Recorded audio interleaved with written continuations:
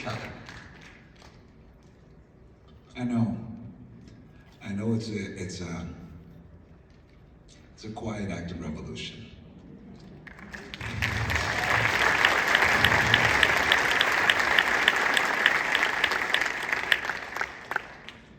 I'm going to try to answer this. Why? I remember I was directing a children's play, and two actors, one was helping another get across a river, two black men. And then one reached out to the one and held his hand. And I was struck by that image. And I said, oh no, hold longer. And I said, hold it longer and hold his other hand and bring him to you. And I realized I'd never really seen images like that.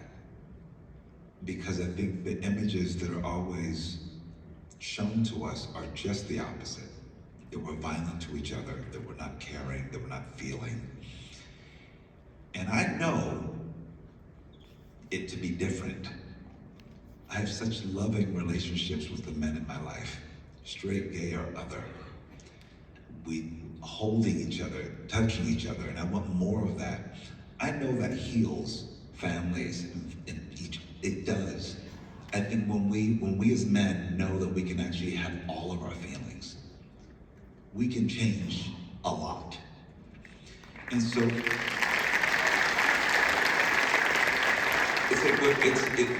we've been told for a long time that we have to be all these things, we have to exist in these spaces, and they actually don't even make sense. And if we sit with it, we know it doesn't make sense to us. It keeps us from being completely human and completely, ultimately I know, I'm starting to drill down what I know that I'm trying to be in this career that I've chosen. And I want it to be in all of my work, and I do see it in all of my work. I want to be love, and I want to share love, and I want to inspire people to love.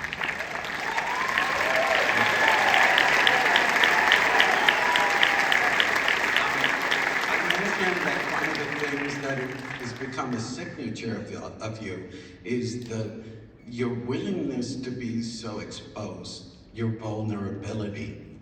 In this film, in Sing Sing, is beyond. You're so raw, you're so vulnerable in it. What happened? What happened in this film? I think it all started, I think I have to link it back to Passing Strange. When I did Passing Strange, there was an artist before I did Passing Strange and an artist after, because I auditioned for Passing Strange, my mother died the next day, and then I get offered the role.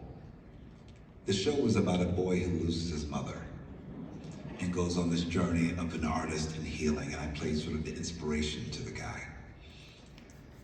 I became a different person, a different artist, a bit even more raw and vulnerable, because the only person I was answering to and trying to do a good job for was her.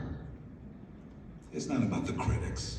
It's not about these other things. It really isn't, actually. I'm trying to be a good man that my mother will be proud of and be in service to people. That's basically it. And so, I knew I became a bit more of a raw performer, and now in these spaces, I feel like I don't have a right to just hold back anything.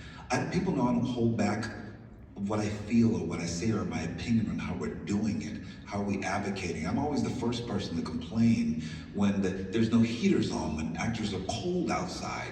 That's how I became a producer in television, because I'm like, who's caring about that? I'll care about it. I have a big mouth, I'll do it.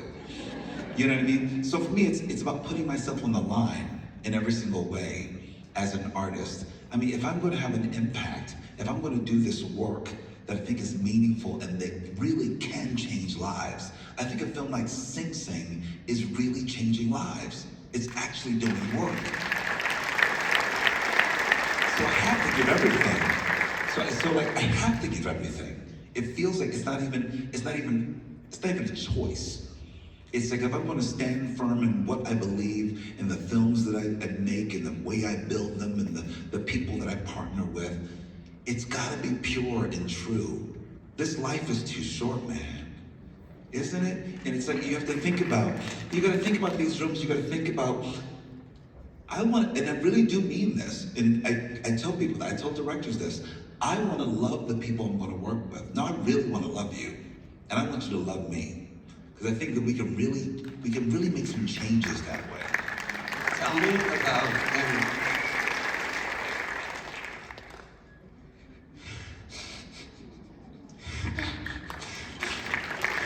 I love you, man.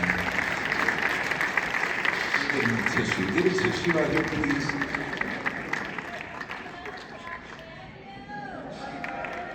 Happy Valentine's Day to all of us.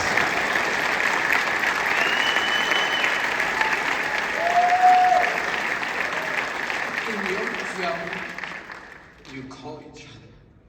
Two men call each other beloved. Yes. Yes, we do. And The power of that. I'll tell you why. My co-star Clarence, yes, Clarence Macklin, who's turning in, it's a star turn, and he said to me on a Zoom meeting when we were just talking about his time on the inside, and I was being colloquial at some point. I probably was using, as a term of endearment, the N-word. And he said, oh man, we don't call people that on the inside. I said, what do you call them? He said, we call each other beloved. And when I tell you, you could have knocked me off my chair. And Clarence is like this dude, like a dude, rough, tough around the way. You could tell he's seen some things and done some things. And the idea of one man calling another beloved, I thought was extraordinary.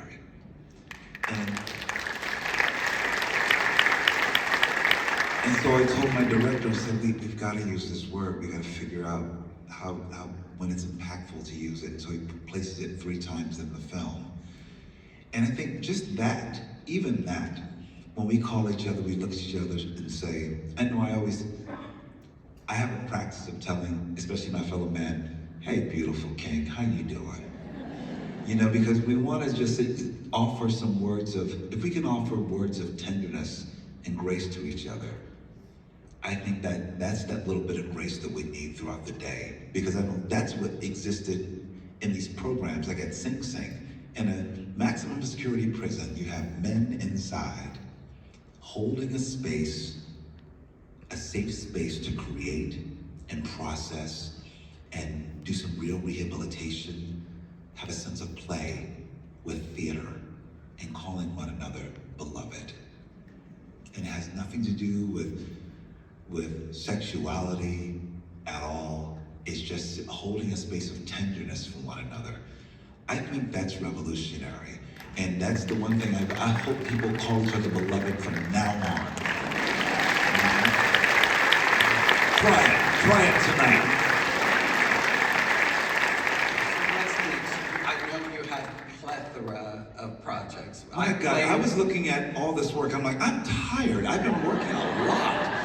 But I have a lot more. I do. I go back We play in Nat King Cole. Yes. Well, that's what really killed me. I was like, who played Nat King Cole? I'm going to play Nat King Cole. I have a film. I have 2 things. I have a musical version of a stage musical that stars Dule Hill that's opening at New York Theater Workshop in New York this spring. Fantastic. And I've written a biopic as well that I'm also directing and producing and co-writing, and I'm playing Nat myself in that, in the film version. And I also have a film that will star Sydney Sweeney and David Johnson, and an unrequited love story about Kim Novak and Sammy Davis Jr. that I'm directing. And I also have a series coming out called The 4 Seasons with Tina Fey and Steve Carell. Based on the Alan Alda. Based on the Alan Alda Carol Burnett film in the 1980s, right? That'll be out in the spring. And I'm also going back to Euphoria, shooting that. And then I'm also doing a film with Mr. Steven Spielberg again. Wow, amazing. So, as you can tell, I'm incredibly lazy. Yeah, well, this is my 23rd year as the head of the film festival. It's the 40th anniversary.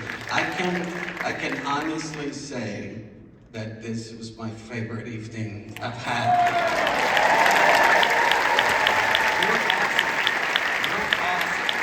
And I want to extend that love back to Roger. Because Roger, you are love. Oh, And you are beloved. And I thank you for what you do. Thank you. Let's introduce the great Oprah Winfrey.